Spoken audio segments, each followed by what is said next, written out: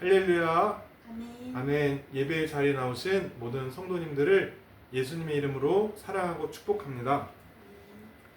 우리 오늘 은혜 받으실 말씀은 지난 우리 등잔 때에 이어서 오늘은 성막 안에 또 다른 기물인 분향단으로 말씀의 은혜를 나누고자 합니다. 오늘 말씀의 제목은 하나님께로 나아가는 기도의 향이라는 제목으로 은혜를 나누겠습니다. 하나님께서는 모세에게 성막을 지으라고 하셨습니다. 광야를 돌아다니면서 하나님이 그 백성과 함께하기 위해서이지요. 그런데 지성소와 성소를 가르는 휘장 그 바로 앞에 오늘 분향단을 두라고 하셨습니다. 우리가 또 순서를 기억해 보면은 번제단에서 피어오르는 피 흘림의 은혜를 지나 성소 안으로 깊이 들어와야 마주할 수 있는 곳이 분향단입니다.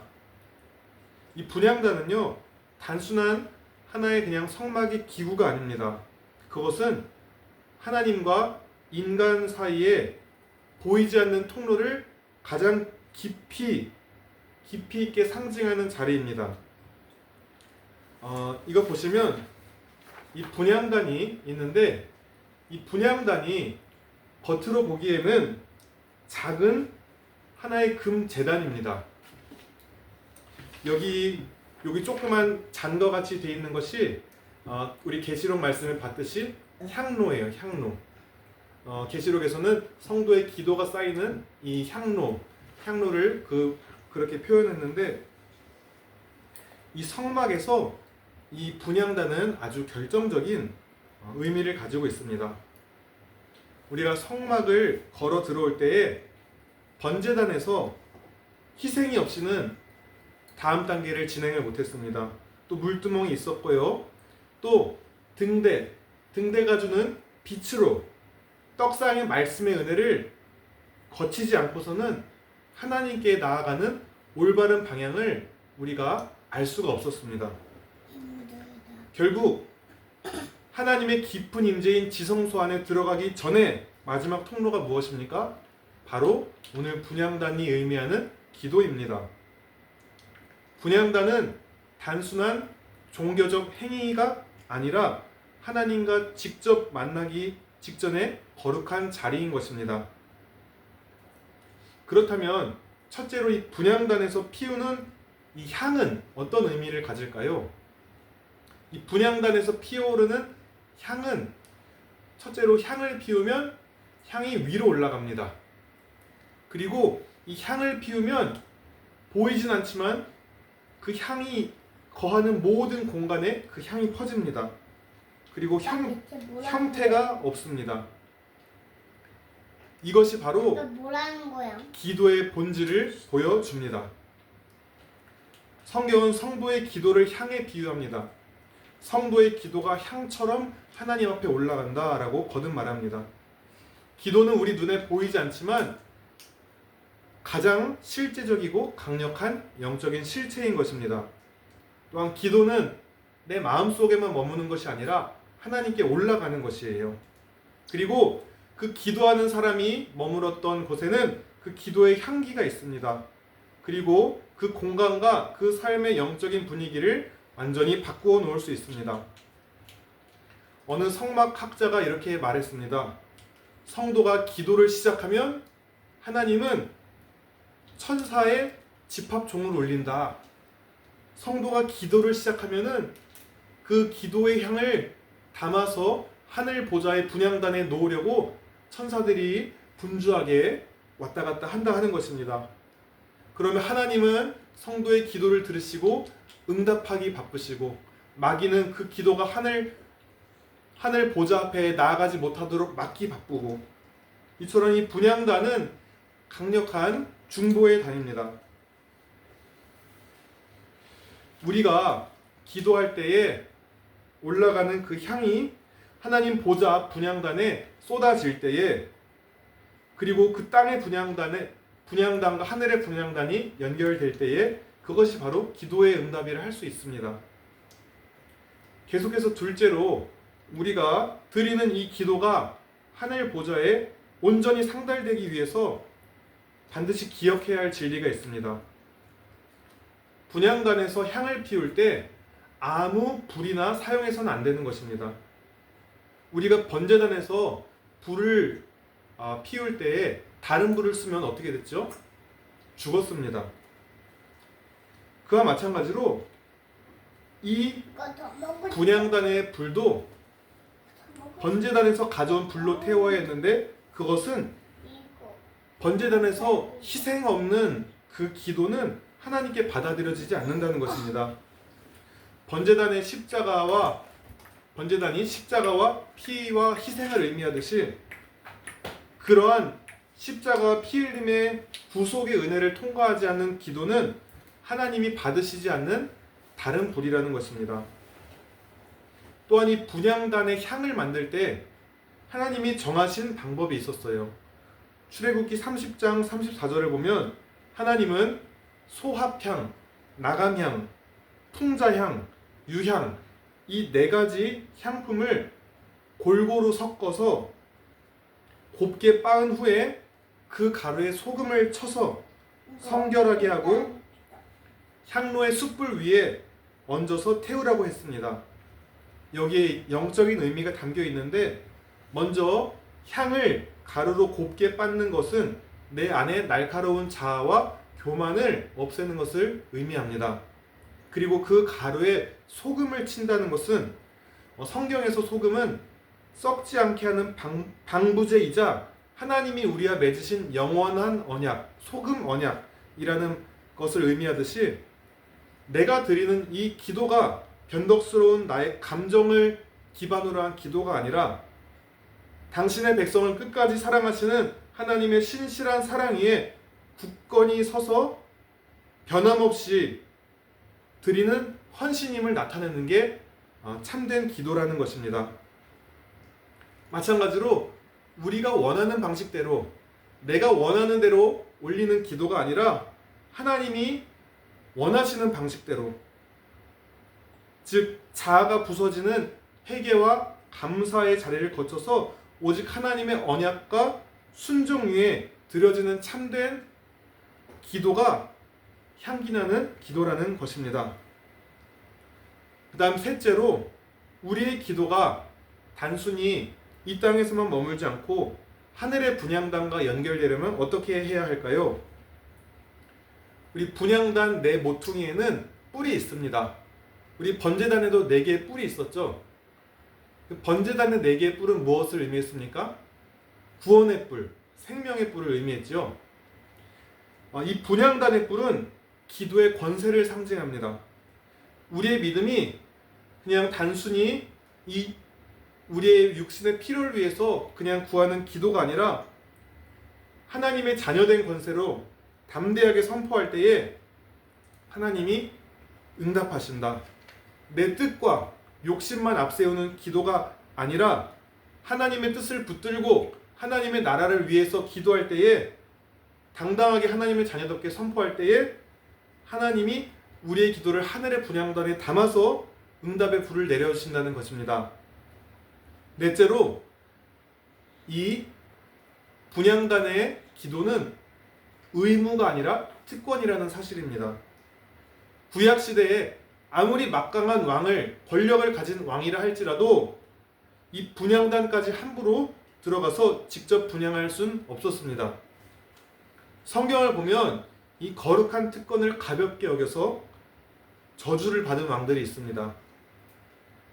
열왕기상 13장 4절에 여로보암 왕은 함부로 분향단에서 분향하다가 손이 말라 비틀어졌고, 역대하 26장 19절에 우시야는 분향하다가 이마에 나병이 걸리고 말았습니다.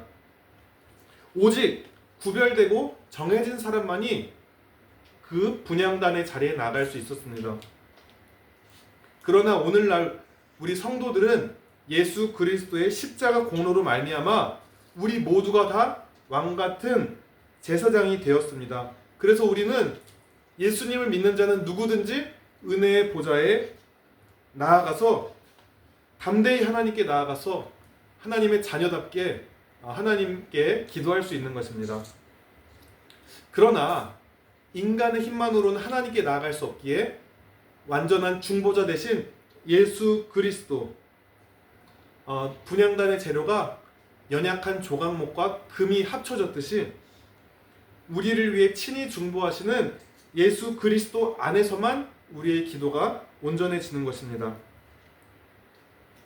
다섯 번째로, 분향단에서 아침 저녁으로 향을 끊이지 않게 피우게 하셨던 것처럼 우리의 기도는 어느 한순간 뜨거웠던 이벤트가 아니라 계속돼야 하는 영적 호흡이 돼야 합니다.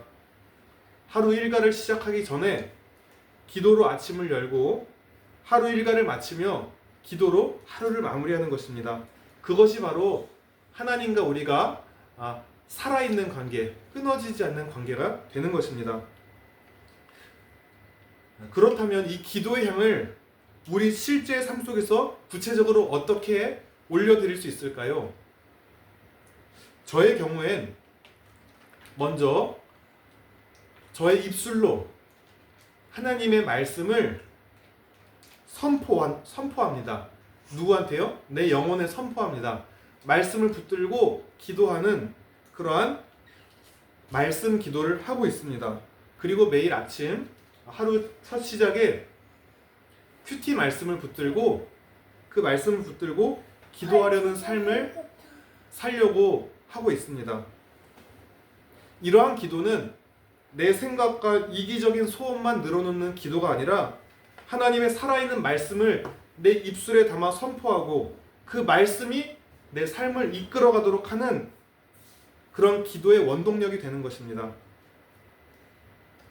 그러나 저도 때때로 기도를 하기 싫을 때, 무슨 기도를 해야 할지 막막할 때에 그럴 때가 저도 있습니다. 그럴 때 저는 주님이 친히 가르쳐 주신 주기도문으로 돌아갑니다. 주기도문의 한 구절 한 구절을 깊이 묵상하며 주님의 마음으로 기도하는 것입니다. 하늘에 계신 아버지, 아버지의 거룩함을 구합니다. 내 뜻이 꺾여지고 하나님의 뜻이 그 나라와 뜻이 저의 삶에 이루어지기를 소망합니다.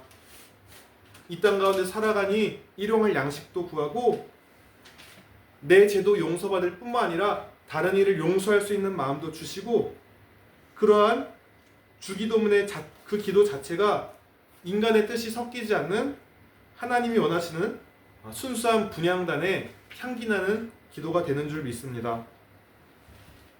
이제 말씀을 맺겠습니다. 이거 얇은 종이야? 사랑하는 성도 여러분, 분향단은 휘장 바깥에 있지만 그 향기는 지성소까지 나아갑니다. 이는 우리의 육체는 눈에 보이는 환경 속에 한계를 가지고 살아가지만 우리가 올려드리는 그 기도는 하늘 보좌에 상달될 뿐만 아니라 시간, 공간, 거리, 조건을 그 제약을 벗어나서 하나님께 나아가는 통로인 줄 믿습니다. 그렇게 우리는 기도할 때에 내가 뱉는 기도가 그저 헛된 기도가 아니라 반드시 하나님이 들으시고 하나님께 상달된다는 확신을 가지고 기도해야 될 줄 믿습니다. 우리 그 말씀 있죠. 너희 말이 내 귀에 들린 대로 그대로 행하리라. 하나님, 이 기도 들어주실지 말지 나는 잘 모르겠어요. 그런 마음이 아니라 너희 기도가 내 귀에 들린 대로 그대로 행한다고 하셨습니다.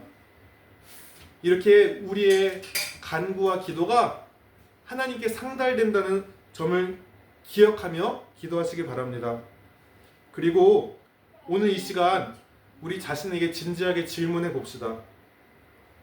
나의 기도는 내 필요와 욕심을 채우는데 급급한 기도입니까?